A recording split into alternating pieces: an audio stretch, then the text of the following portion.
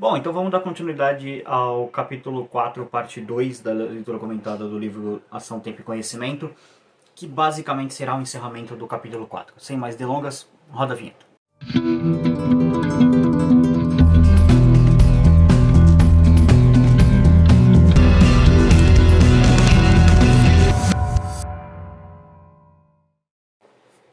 E aí pessoal, beleza? Bem-vindos ao canal Libertário 013, o meu nome é Caio. Esse é um canal de viés auto-libertário, eu falo sobre economia, filosofia, política e ética por essa perspectiva. O vídeo de hoje é para dar continuidade à leitura comentada do capítulo 4 do livro Ação, Tempo e Conhecimento. Vou abordar da página 114 até a 123, que foi da onde eu retomei, eu parei a leitura, né, na última parte. Eu fiquei doente um pouco aí essa semana, então esse vídeo era para ter saído durante a semana passada, não saiu, tá saindo hoje. Hoje era para sair o capítulo 5, enfim, acabou atrasando um pouco, mas né, vamos seguindo aí com a leitura comentada. Se esse é o primeiro vídeo no canal, primeiro se inscreva, agradeço por você ter chegado aqui, mas eu não recomendo que você comece a assistir essa série por aqui. Nem mesmo no primeiro vídeo dessa série aqui da leitura comentada do Ação, Tempo e Conhecimento, tá? Na descrição eu vou deixar para vocês as duas playlists que são relacionadas aqui. Primeiro do Ação, Tempo e Conhecimento e segundo dos proto-austríacos a Menger. Por que eu recomendo você começar dos proto-austríacos a Menger? Porque essa aqui é basicamente a parte 2 dessa série.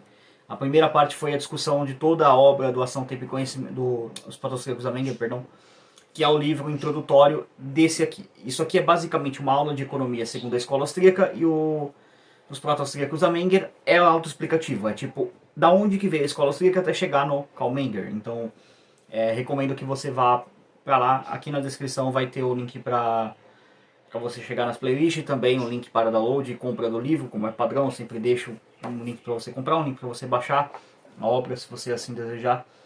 Então, tem aí na descrição para você acompanhar. Outra coisa importante também, tá?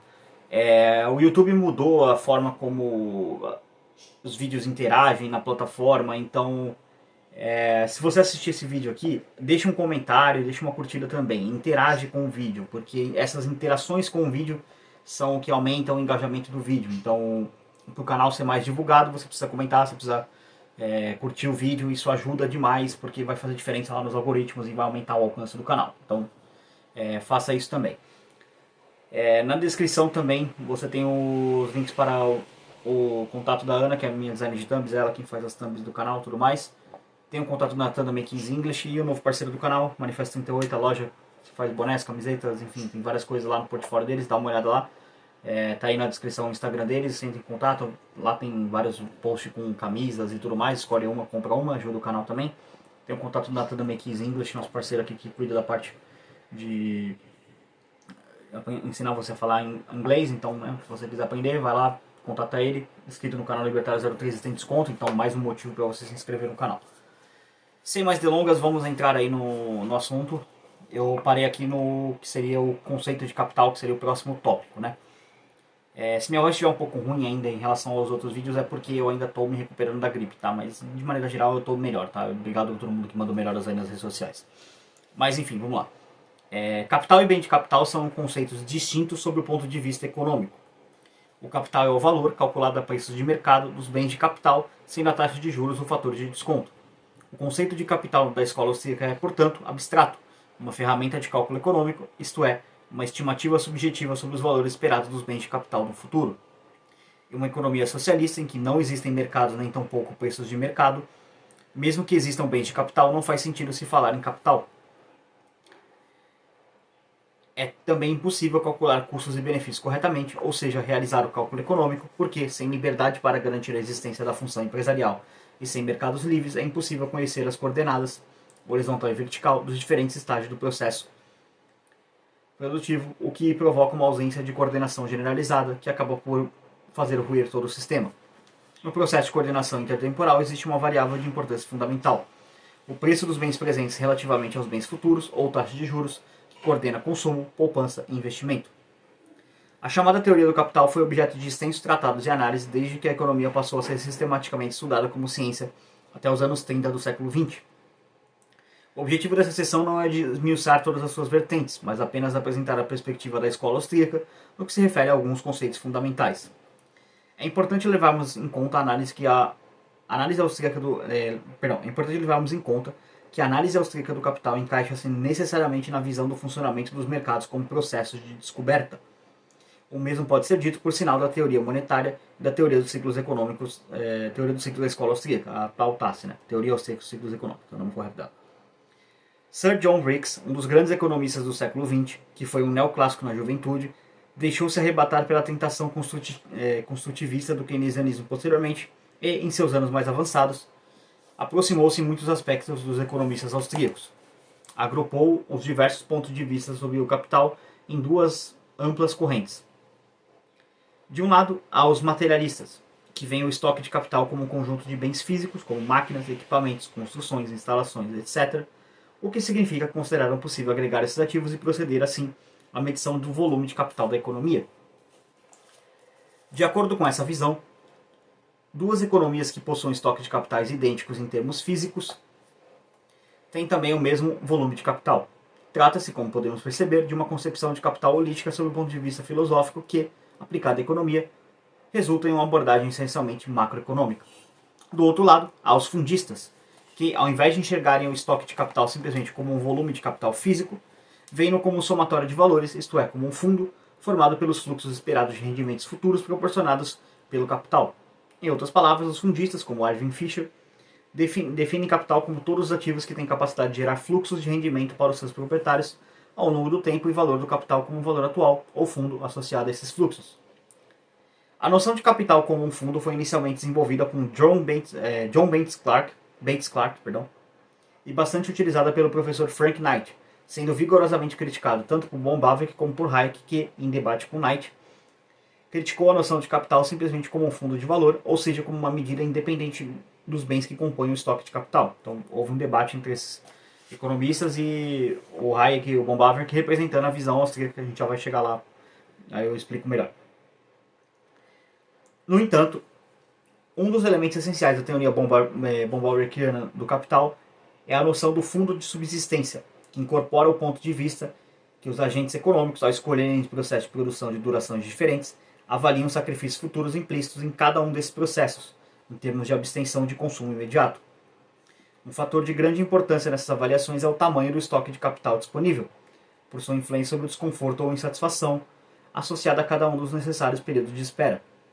O conceito de fundo de subsistência, além de constituir-se em um dos elementos básicos da teoria de von Bavinck, representa o que existe de austríaco em seu pensamento, a despeito de suas concepções das teorias que associam a taxa de juros à produtividade do capital. A teoria austríaca do capital, todavia, não pode ser enquadrada nem como materialista, nem como fundista, então ela não vai para nenhuma das duas correntes. Ela rejeita a visão física do capital que caracteriza o materialista com base na tese de que, sendo heterogêneo o capital, não é possível somar suas unidades e, embora seja mais receptiva à abordagem fundista, pelo fato dessa reconhecer que a natureza dos bens de capital está intimamente demarcada pela valoração, isto é, pelas expectativas quanto aos futuros plenos de produção, nega a possibilidade de somar conjuntamente as correntes de produção futura, de modo a obter-se uma medida de estoque de capital de uma economia. A questão da dificuldade de encontrar-se uma unidade de medida para o capital que seja invariante às mudanças de preços relativos tem sido discutida com frequência na denominada controvérsia do capital, inclusive por economistas não alinhados com a escola austríaca. Mas existe outra crítica, levantada pelos austríacos, bastante relevante que tem sido negligenciada pelas análises convencionais. Não se pode deixar de lado o fato de que os planos individuais que compõem o processo de mercado podem ser incompatíveis em um determinado momento. Suponhamos que o indivíduo A construa uma casa, bem de capital, com a intenção de nela residir com sua família, e que o indivíduo B construa uma bomba, bem de capital, com o intuito de destruir a casa de A. Este último espera receber um fluxo de serviços proporcionados pela casa, aos quais atribui um determinado valor, ao passo que B conta com um fluxo de serviços destrutivos, aos quais também atribui um determinado valor. Suponhamos que B seja, por exemplo, um terrorista. É um exemplo bastante crível aqui. Especialmente depois do que aconteceu nos últimos dias, né, que basicamente terroristas atacaram Israel. Este exemplo mostra que há situações, e são muitas no mundo real, em que não podemos somar ao mesmo tempo dois ou mais fluxos de serviços futuros, pelo simples fato que eles são mutuamente exclusivos e que nos levaria a superestimar o total. Observemos que, na medida em que os planos individuais não são perfeitamente coordenados, torna-se impossível medir consistentemente o capital. O que isso quer dizer? Então, Se dois indivíduos têm um fim que eles são excludentes, mesmo que eles usem bem de capital, em tese você deveria somar os dois, certo? Mas como é que você vai somar alguém que quer construir uma coisa e viver naquilo e alguém que quer destruir aquela coisa que a outra pessoa construiu? Não tem como. Então, nesse caso, vale a crítica que o professor fez. Realmente, na medida que os planos individuais não são perfeitamente coordenados, torna-se impossível medir consistentemente o capital. Exatamente. A não ser que, sei lá, de repente o cara que construiu a casa, ele queria ativamente que aquela casa fosse destruída. Então ele construiu a casa, chegou pro indivíduo B e falou: ó, tá pronto, pode tacar a bomba. E aí tacou a bomba. Então eles estão coordenados, mas no sentido de que, sei lá, o cara construiu a casa e queria que ela fosse destruída. Ah, mas isso é maluquice. As pessoas tomam decisões por coisas que você pode achar maluca. Eu também acho, mas é aquilo, o cara quer fazer, então beleza. Não tem que ser impedido de fazer. Desde que assim, seja voluntário e ninguém se machuque no processo, né? Mas vamos lá. A diferença entre as análises convencional e austríaca do capital é que, enquanto a primeira recorre a construções matemáticas da realidade econômica, o que leva a apelar para índices que procuram refletir a quantidade de capital, a segunda trabalha com o conceito de capital que identifica os bens de capital como objetos direcionados para atender a propósitos individuais específicos, formulados pelos agentes econômicos, sem nenhuma obrigação ou necessidade de medir o estoque de capital da nação. O ponto central da visão austríaca, portanto, é que ela não vê o capital como um estoque homogêneo, mas como uma estrutura interligada, composta por um número muito grande de bens de capital. Hayek, por exemplo, enxerga a produção de uma série de estágios, começando pelos bens de consumo final, bens de primeira ordem, na nomenclatura de Menger e Mises, e estendendo-se para os estágios sistemática e sucessivamente mais afastados do consumo final, bens de ordem superiores. Em outras palavras, o capital é uma estrutura diversificada de elementos heterogêneos e complementares, utilizados nos diversos estágios da produção. Os bens de capital, em geral, são específicos, assim como o trabalho e a terra, a determinados estágios da produção. Por exemplo, uma ferramenta utilizada em uma fábrica de pianos não pode ser combinada aleatoriamente com um trator usado em uma fazenda para produzir um terceiro produto. Para a produção dos bens de primeira ordem, torna-se necessária toda uma série de investimentos complementares em cadeia. O aço produzido em uma usina entra no estágio produtivo seguinte como um insumo, para gerar outro bem. Esse novo produto, por sua vez, será utilizado como insumo no estágio seguinte, e assim sucessivamente até que no estágio final é produzido um bem de primeira ordem. Para isso, os investimentos feitos nos diversos estágios da produção são complementares entre si, pois são partes integrantes da estrutura de capital geral, necessária para que se efetue a produção de bens de consumo final. Assim, um conjunto de bens não utilizáveis para consumo final não elevará necessariamente a produção final. Os investimentos devem ajustar-se à estrutura de capital completa, até o estágio do consumo, para que façam parte da produção final do consumo. Quando os investimentos não se integram nessa estrutura, tornam-se maus investimentos, fail investments, como é chamado, uma vez que gerarão perdas. Então, nota que essas estruturas de produção, que nem aqui o professor coloca, investimentos feitos nos diversos estágios de produção são complementares entre si. Então, assim, o cara tá, por exemplo, digamos que o cara queira produzir carro. Pô, beleza, então o indivíduo A, ele vai investir, um investidor, ele vai investir numa siderúrgica. Por quê? Carro usa aço, então precisa produzir aço, então vamos investir numa siderúrgica. Só que o indivíduo B, ele também tem, digamos, a mesma quantidade de dinheiro, mas ele fala, pô, mas já tá, ali na parte da siderúrgica já tá suprido bem, mas pô, o carro também usa borracha, né, para fazer o pneu do carro. Ah, eu vou investir numa empresa aqui de extração de borracha, uma empresa de seringueira, né? Então ele vai lá investir dinheiro nessa parte. Aí o outro cara pode olhar e falar assim, pô, mas carro também usa couro, né, para poder fazer o banco e tudo mais. Então eu vou investir aqui, sei lá, nessa montadora aqui de banco de carro, por exemplo, que os caras fazem só isso. Vou colocar dinheiro nessa fábrica de tecido aqui, tecido de couro, essas coisas. Então você vê que três indivíduos, eles investem em áreas diferentes, mas todos eles vão chegar no bem final, que é o carro. Então, de novo, por isso os investimentos feitos nos diversos estágios da produção são complementares entre si. Porque se você tem só alguém investindo na parte do aço do carro, não adianta nada, porque o carro vai rodar sem pneu? Não vai. Precisa alguém investir no pneu. Ah, o carro vai rodar sem banco? Também não vai. Precisa alguém investir na parte do banco. Ah, mas também precisa de vidro. Alguém pode olhar e falar, pô, vou investir numa empresa que faz vidro para carro. Legal. São 4 pessoas investindo em 4 ramos diferentes, mas que eles vão se juntar. São complementares. Aí, aqui o professor segue. Assim, o conjunto de bens não utilizados para consumo final não elevará necessariamente a produção final. Ou seja, as coisas que não estão sendo utilizadas não necessariamente vai aumentar a quantidade de carros, tá? Nesse exemplo aqui que eu dei. Mas vamos lá. Aí aqui, só para encerrar essa parte. Quando os investimentos não se integram nessa estrutura, tornam-se maus investimentos. Meio investment, uma vez que gerarão perdas. Então, digamos que, por exemplo, o governo abaixou os juros artificialmente para poder comprar, estimular a indústria do carro, mas as pessoas realmente não querem carro, elas não querem. A galera ali tá vendo que carro está sendo um mau investimento. Então, esses 4 exemplos que eu dei, do cara investindo no vidro, investindo no tecido, investindo no aço, investindo na borracha, a galera vai olhar e falar, ih rapaz, investi errado, perdi dinheiro. Então, isso acontece. É importante que esteja um certo grau de coordenação. Mas vamos lá. Seguindo aqui. É importante observar que a composição da estrutura de capital pode se alterar com as circunstâncias. Estas tanto transformam bons investimentos anteriores em maus negócios, quanto proporcionam novas oportunidades de investimentos. Isso significa que o capital não se mantém intacto. A rigor, somente quando existem mercados livres em que os preços relativos representam a escassez dos diversos bens de capital existentes, é que a estrutura do capital pode teoricamente estar integrada como um todo. Ludwig Lachmann, um economista austríaco, sempre enfatizou bastante o subjetivismo, contudo sustentava que, devido à descoordenação de planos que caracterizam sua visão de processo de mercado, a estrutura de capital jamais pode estar completamente integrada. Para ele, em um mundo marcado pelo desequilíbrio, os empreendedores estão continuamente reagrupando suas combinações de capital em decorrência das diversas variações correntes esperadas, que estão sempre ocorrendo, tanto no lado dos custos como no do mercado. Eis em síntese um resumo da teoria austríaca do capital, que foi integrada por Mises em 1912 com sua teoria da moeda do crédito, formando a base para o entendimento correto dos fenômenos de investimento, fenômeno da inflação, do desemprego, dos ciclos econômicos.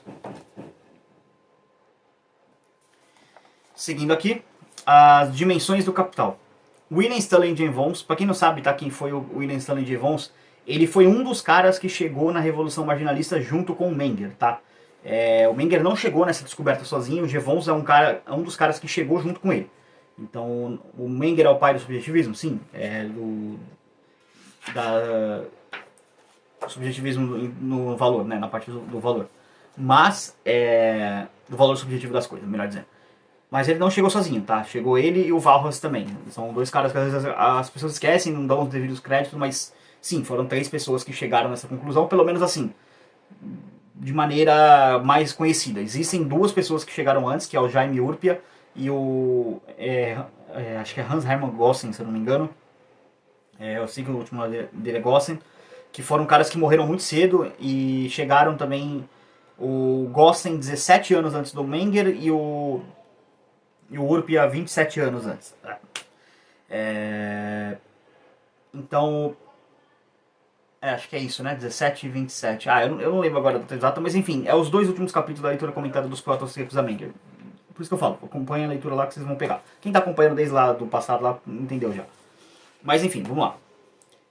Foi quem primeiro introduziu explicitamente o fator tempo na teoria da produção, ao observar que os investimentos podem ser feitos de 2 maneiras. A primeira com os recursos sendo empregados em um ponto específico do tempo e os seus retornos sendo obtidos em um período de tempo, point input, continuous output. A segunda com os recursos sendo empregados ao longo de um período de tempo e com os recursos sendo obtidos em um ponto do tempo, continuous input, point output.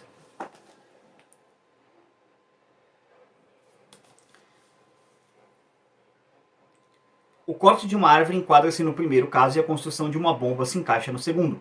Mas, naturalmente, existem bens híbridos em diversos graus, continuous input, continuous output. A ideia de roundaboutness, o tempo de produção ou o tempo para produzir capital, decorre tanto do tempo gasto para produzir o bem de capital como da própria durabilidade do capital. A receita da venda de um bem final de um dado momento é igual ao valor atual dos inputs usado desde algum instante de tempo no passado até o momento que será considerado, sendo o fator de desconto naturalmente a taxa de juros. Os processos de produção indiretos podem ser analisados sob 2 aspectos.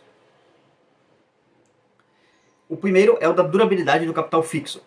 Nessa definição de capital, considera-se que o tempo é necessário tão somente para utilizar o capital e não para produzi-lo. Então, só basicamente utilização, não produção. Então, não estamos julgando a produção. Neste caso, então, o período relevante é a expectativa de vida operacional do capital. Sendo assim, um investimento novo será mantido enquanto o valor presente da receita líquida esperada da venda futura dos bens finais for maior do que o valor do capital. Logo, o novo investimento cessará quando, para uma dada taxa de juros, o valor presente do capital, que até então era menor, passa a ser igual ao valor daquela receita que ocorrerá em algum ponto no futuro. A partir daí, o valor do capital ultrapassaria o da receita, o que desaconselharia a continuação do investimento. O segundo combina o período de produção com a durabilidade. Essa conceituação não é mutuamente exclusiva em relação à anterior. Aqui ela requer a hipótese de que o tempo é usado para produzir uma máquina que, então, gera um produto instantaneamente, enquanto esta requer a hipótese de que as máquinas são adquiridas instantaneamente e que os retornos das vendas são acumulados durante certo número de períodos futuros, durabilidade. Claramente trata-se de casos especiais que, em geral, podem ser mesclados. Aqui um exemplo para vocês entenderem essa parte. Digamos que, tipo assim, o cara compra uma colheitadeira agrícola para melhorar a produtividade da fazenda dele. Bom, assim que a máquina chegar, ela já está disponível imediatamente para ser dirigida e usada, certo? Então, é um bem que aqui o professor coloca, né? Máquinas são adquiridas instantaneamente que o retorno das vendas são acumulados durante certo número de períodos futuros. Ou seja, enquanto aquela máquina estiver produzindo, ela estiver boa, ela não quebrar, você está tendo esse período de durabilidade. Ah, sei lá, quebrou a lâmina cortadora da máquina. O motor que faz a lâmina lá girar. Beleza. Agora ela não está mais produzindo. Então a durabilidade dela chegou num ponto finito. Agora você tem uma decisão a fazer. Ou você tenta arrumar o motor, ou você descarta a máquina e compra uma nova. Ah, pô, vou arrumar o motor. Então beleza. Isso é mais um custo que ela vai ter que pagar ao longo do tempo melhorando. Digamos que, sei lá, ela quebrou o motor, arrumou, dali 2 semanas, quebrou o motor de novo e agora não tem mais conserto. Então é um problema que agora findou realmente a durabilidade daquela máquina. Aí você tem que ver se você conseguiu tirar a produtividade dela certinho, pagando mão de obra, custos com energia, com combustível, né? No caso, como uma máquina não elétrica, né? Então você tem que tacar gasolina, tacar diesel nela, alguma coisa ali, para ela funcionar. Aí, por exemplo, aí pegando a outra parte aqui, aquela requer a hipótese que o tempo é usado para produzir uma máquina que então gera um produto instantaneamente, enquanto esta requer a hipótese que as máquinas são adquiridas instantaneamente. Então vamos lá. Pegando esse primeiro caso. A máquina ela é produzida ao longo do tempo. Então, sei lá, vamos dar um exemplo aqui. Uma máquina de pão. Ela é produzida ao longo do tempo. Uma vez que ela está pronta, ela vai gerar o pão quase que instantaneamente. Sei lá, um liquidificador, por exemplo. Vamos pegar um outro exemplo aqui. Ele é produzido ao longo do tempo. Eu coloquei uma fruta para bater no liquidificador, está pronto imediatamente. Entendeu? Outro exemplo, sei lá, se bem que uma chapeira não entraria nisso, né? Porque ela demoraria um tempo para poder produzir o bem. Mas acho que o liquidificador seria um exemplo melhor. É tipo assim, demora para produzir o liquidificador. Beleza, uma vez produzido, cara, eu quero fazer, sei lá, uma vitamina de banana com maçã. Cara, taca banana, taca maçã, taca leite lá dentro, aperta o botão e pronto. O bagulho sai pronto rapidinho, entendeu? É só pra vocês entenderem. Mas vamos lá. Vamos voltar aqui para a leitura comentada. Numa situação teórica em que a acumulação e a estruturação do capital fossem ótimas, este equilíbrio se refletiria na igualdade entre o valor presente agregado dos inputs passados e o valor presente agregado líquido dos inputs futuros. A intensidade do capital. Definimos roundaboutness em termos de tempo, seja o período de produção e seu equivalente, o período no qual se torna necessária a previsão de working capital, seja em termos de durabilidade, seja como uma combinação de ambos. Bombaver que introduziu um conceito semelhante, o de intensidade do capital, relacionado ao gasto para produzir capital, ou para utilizar o working capital. Esse conceito é expresso pelo período médio de produção. A intensidade do capital é calculada com a soma agregada dos períodos de investimento em que os inputs são aplicados a uma taxa constante e uniforme, dividida pelo número total de inputs. Por exemplo, para um período de produção de 4 anos, em que são aplicados X inputs em cada ano, o período médio de produção P é P igual, aí aqui é uma fórmula, 4 mais 3 mais 2 mais 1 dividido por 4, que dá 2,5, que é 4 mais 3, 7, mais 2, 9, mais 1, 10, dividido por 4, 10 dividido por 4 dá 2,5, porque 8 dividido por 4 dá 2, aí você tem mais 2 para dividir por 4, você divide 2 em metade, 2,5, 2 mais 2,5, que é uma conta simples. Indicando que os inputs permaneceriam no processo de produção, em média, por 2 anos e meio. Então, levaria 2 anos e meio. Embora não seja aparente, na definição de intensidade do capital, o papel da taxa de juros R, que pode ser visto se observarmos a equação anterior, pode ser obtida de. Aí aqui eu vou mostrar para vocês a equação, que acho que é mais fácil. Deixa eu focar aqui legal. Ó, tá vendo? X é essa equação aqui, ó, que eu tô apontando. Acho que aí fica mais fácil. Mas vamos lá. Aí seguindo. Resolvendo para P, a variável R desaparece porque é aplicada a uma taxa simples. Para uma taxa composta teríamos, aí, eis a taxa composta aqui, vou mostrar de novo, é essa segunda equação aqui, ó, que meu dedo está apontando, pra vocês pegarem. Que nada mais é do que a definição de intensidade do capital sugerida por Wicksell. Para cada nível da taxa de juros e de inputs aplicados anualmente, encontra-se um valor para o período médio de produção. Vocês não entenderam essa parte aqui de equação, essas coisas? Dá uma pausa aí no vídeo, menciona aí o momento, além de ajudar a engajar o canal, como eu falei no começo do vídeo, você ajuda também aqui a tirar dúvida também.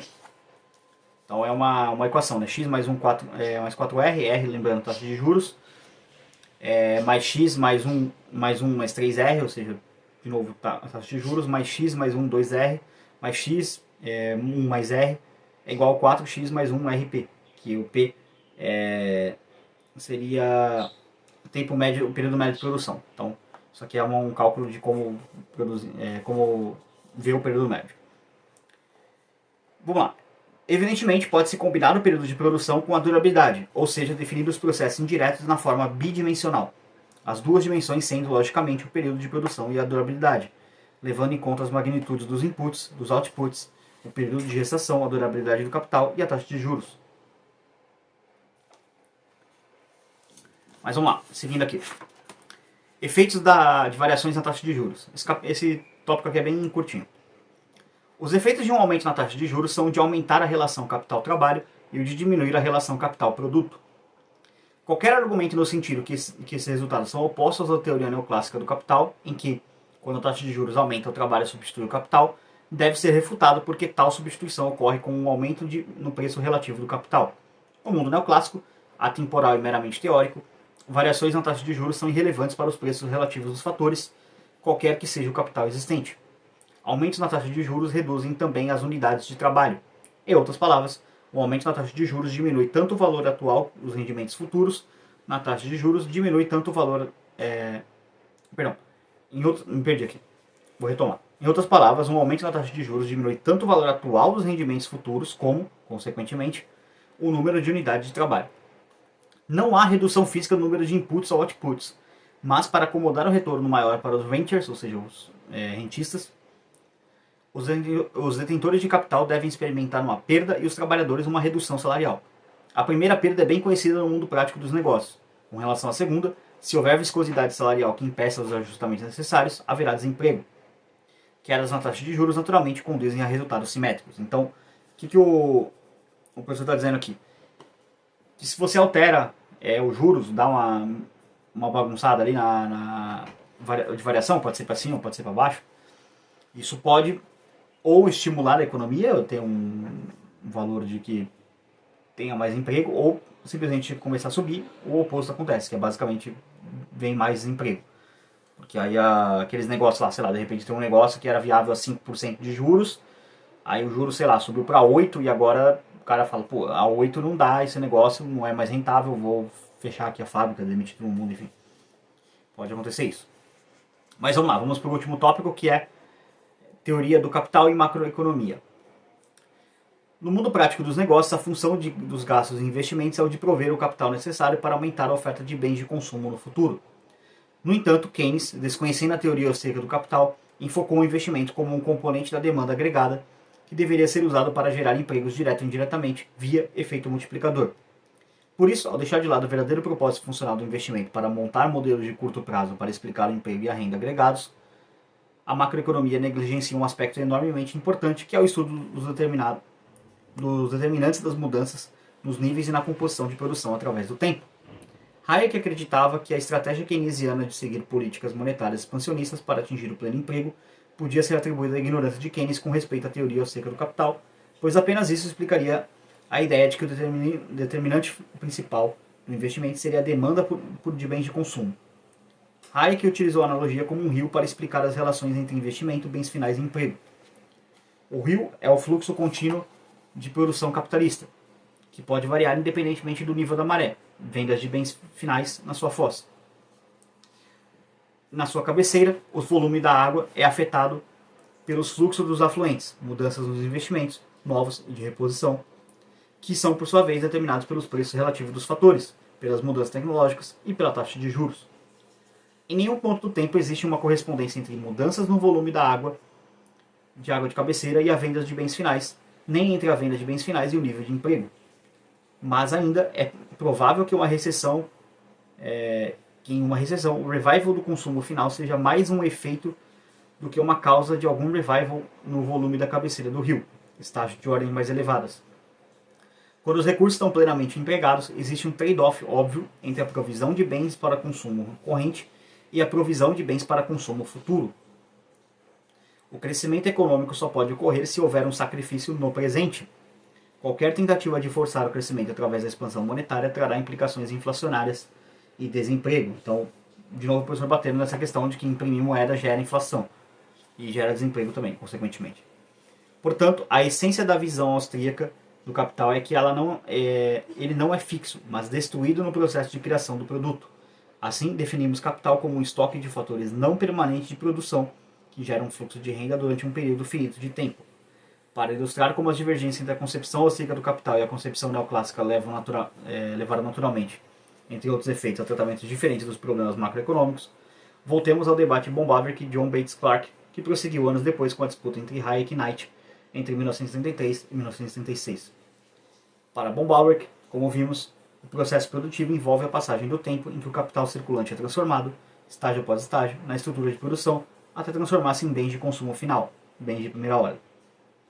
Cada bem de capital, dentro da estrutura de produção, difere dos demais no que diz respeito ao tempo em que entra no processo produtivo para a elaboração do bem final.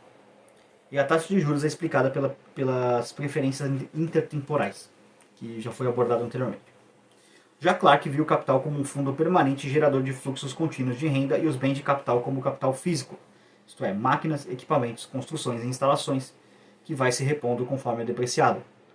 Sua análise do processo de produção não dá importância ao fator tempo e a taxa de juros é determinada pela produtividade marginal do fundo, variando inversamente com o valor do estoque do capital. Clark rejeitou a noção de que a produção envolve espera.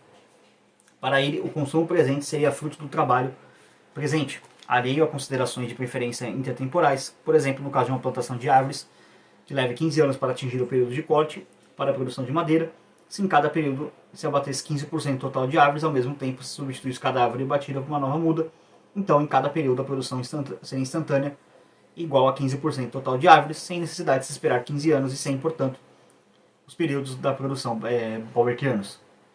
Como se vê, essas duas visões são inconciliáveis. Bombaverick contra-argumentou que, embora não haja necessidade de espera para comprar-se um bem acabado, este mesmo bem foi necessariamente produzido por algum trabalho desenvolvido no passado. É evidente que o consumidor desse bem não teve que esperar para comprá-lo, mas é também patente que o período de espera, forçosamente, já ocorreu no processo de produção. Além disso, rejeitou a visão fundista do capital, referindo-se a ela como uma geleia, ou seja, como um todo holístico e homogêneo, sem qualquer vínculo com os processos de produção existentes no mundo real. O debate repetiu-se dessa vez entre Knight e Hayek, que publicou em 1941 a primeira edição do Teoria Pura do Capital. No entanto, com o sucesso das ideias defendidas por Keynes no Teoria Geral dos Juros, no Emprego da Moeda, como é o livro, né, que está General Theory, que é o nome em inglês, publicado em 1936, aconteceram dois fenômenos. O primeiro foi a ascensão da macroeconomia, com seus modelos agregados de curto prazo, em que o estoque de capital da economia é considerado constante, e o segundo foi o desinteresse pelas obras dos economistas da escola austríaca, que até então eram estudados nos cursos de economia no mundo inteiro. Esse desinteresse prevaleceu mesmo após Hayek ter sido contemplado com o Nobel em 74 e pode-se dizer que prevalece até hoje. Estamos tentando quebrar essa bolha aí, professor. Eu sei que esse tom aqui do livro é meio pessimista, mas estamos tentando quebrar essa bolha. Inclusive o Renato Moicano fez muito por isso. Vai ter vídeo sobre isso amanhã, tá? O resultado foi terrível. Os economistas abandonaram o estudo da teoria do capital, com a exceção de um breve período, os anos 50 e 60 do século passado, em que, após a publicação de um artigo com as críticas à concepção neoclássica do capital, The Production Function and the Theory of Capital, pelo economista John Robinson, surgiu um debate entre um grupo de economistas de esquerda, que incluía a própria Robinson, e entre outros, o economista italiano Piero Sraffa e Luigi Lodovico Passinetti, e de outros neoclássicos como Paul Samuelson e Robert Solow, que ficou conhecido como a controvérsia do capital. Entretanto, o debate já não contava com economistas austríacos, e, por isso mesmo, deixou de considerar muitos fenômenos importantes que dizem respeito ao capital, principalmente os conceitos de tempo e estrutura de produção. E com isso chegamos aqui ao tópico 4, com a conclusão que, obviamente, conclui o capítulo. As divergências entre os economistas austríacos e seus colegas alinhados com as outras correntes do pensamento econômico decorrem, entre outros, do fato que a teoria neoclássica estuda a economia analisando as situações de equilíbrio, enquanto os austríacos seguem a concepção dos mercados como processos que tendam ao equilíbrio, mas não se encontram no dia a dia em situações de equilíbrio. Ora, se existisse equilíbrio na economia do mundo real, que é bem diferente daquele idealizado pela economia teórica, seriam dispensáveis quaisquer considerações sobre o fator tempo, porque haveria perfeita sincronia no sentido de que, quando um operário retornasse ao seu trabalho no início de sua jornada, bastaria que ele pusesse sua ferramenta para funcionar para que o produto, que deixara em fase de elaboração no final do expediente da véspera, ficasse imediatamente pronto. Mas a realidade é que, na ausência de equilíbrio que caracteriza a economia no mundo real, o fator tempo não pode deixar de ser levado em consideração e não se pode escapar da espera e tampouco dos problemas da existência ou ausência de coordenação entre os diferentes estágios da estrutura de produção. Sendo assim, as formulações teóricas, que, em última instância, devem ser compreendidas como tentativas de explicar fenômenos da economia no mundo real, não podem deixar de conter alguma teoria sobre o capital, e essa teoria, por sua vez, não pode deixar de levar em consideração o fator tempo, bem como a heterogeneidade do capital, ou seja, o capital não é a mesma coisa, né? Ele é heterogêneo, não homogêneo. No mundo real, não há lugar para a concepção de capital como um grande agregado, homogêneo e flexível como a geleia. E também não há equilíbrio, macroeconomia ou PIB, mas sim mercados em permanentes mutações e planos de ações individuais ao longo do tempo. A teoria econômica como um todo seria bastante rica se incorporasse concepções austríacas sobre a natureza do capital. E realmente essa conclusão aqui é difícil de discordar do professor, que realmente é por aí mesmo. Se a galera colocasse mais insight austríaco no lugar aí, muita coisa melhoraria. Então, isso aqui dá fim no capítulo 4, basicamente 2 partes, bastante coisa a ser discutida. Se você ficou com alguma dúvida, alguma crítica, sugestão, comente no vídeo. Se você também não ficou com nenhuma dúvida, não tem nenhuma crítica, sugestão, também comente no vídeo, porque comentar no vídeo ajuda a engajar de novo. Como eu falei lá no começo do vídeo, é assim que o YouTube está engajando os vídeos agora. Então comente bastante, comente qualquer coisa aí, sei lá. Só gostou do vídeo? Só comenta aí. Pô, gostei do vídeo, deixa a sua curtida e coloca. Gostei do vídeo bacana. Comenta alguma coisa assim. Já ajuda bastante. Se ficou com dúvida, comenta também, não tem problema, eu explico. É bom porque aí se você ficar com dúvida eu te explico, se você continuar com dúvida eu te explico de novo e isso vai engajando o canal. Então é bom para todo mundo. E você não fica com dúvida também. Por último também, aqui na descrição você também encontra o link das minhas redes sociais, segue em todas elas. É muito importante seguir o canal nas outras redes sociais, ajuda a engajar por lá também, futuramente para parcerias, enfim, coisas do tipo. Na descrição também tem os meus meios de apoio diretamente. Você pode apoiar através de Bitcoin, Bitcoin Lightning ou Nano, ou você pode mandar um Pix mesmo, que é através do contato.libertario013@gmail.com. Ajudem esse tipo de conteúdo, é mais complicado, é mais denso, é mais complexo de ser feito, então, né, se você puder financiar, ajuda a manter o canal aqui engajado em trazer mais esse tipo de conteúdo, que aqui, uma dessa parte, o canal Libertário 03 é o que mais tem leitura comentada no YouTube brasileiro, e isso é só o começo. Eu pretendo fazer muito mais coisa esse ano. Esse ano tá vindo um projeto grande aí. 2 projetos grandes, na verdade, para junho e agosto aí, mais ou menos. Nesse período aí vocês vão acompanhar. Então se inscreve no canal se quiser saber o que vai acontecer. A galera das redes sociais aí já tá sabendo, porque, né, eu já andei flertando com uns anúncios aí. Mas enfim, agradeço a todo mundo que assistiu. Se inscrevam, comentem, compartilhem, enfim, por esse vídeo é isso. Tchau, tchau.